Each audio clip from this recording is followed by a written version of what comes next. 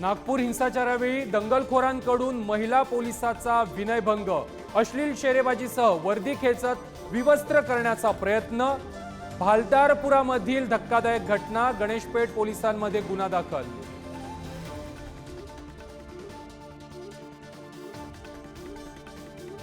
हिंसाचारानंतर नागपूरमध्ये सलग दुसऱ्या दिवशी तणावपूर्ण शांतता. 11 भागात कर्फ्यू आणि शाळा बंदच. कर्फ्यूच्या पहिल्याच दिवशी व्यापाऱ्यांचं 250 कोटींचं नुकसान. छत्रपती शिवाजी महाराजांचा अवमान करणाऱ्या प्रशांत कोरटकरला कोल्हापूर कोर्टाचा दणका. अटकपूर्व जामीन याचिका फेटाळली. प्रशांत कोरटकर अद्यापही फरारच. पोलिसांना शरण येणार की अटक होणार, सर्वांचं लक्ष.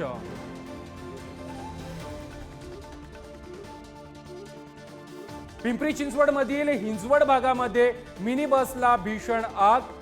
व्योमा ग्राफिक्स कंपनीच्या 4 कर्मचाऱ्यांचा होरपळून मृत्यू, तर काही कामगार वेळीच बसमधून उतरल्यानं वाचले.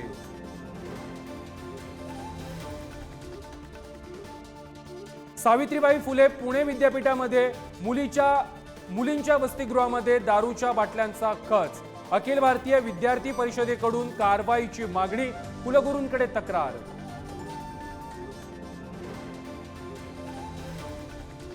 माथेरान दुसऱ्या दिवशीही बंद. पर्यटकांच्या फसवणुकीविरोधात आंदोलन, प्रशासनाकडून अद्याप तोडगा नाही.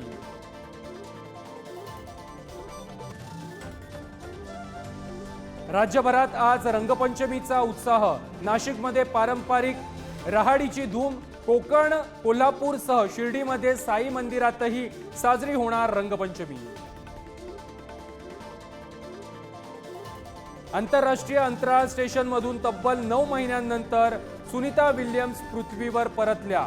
अमेरिकेतील फ्लोरिडाच्या समुद्र किनाऱ्यावरती ड्रॅगन यानाचं यशस्वी लँडिंग.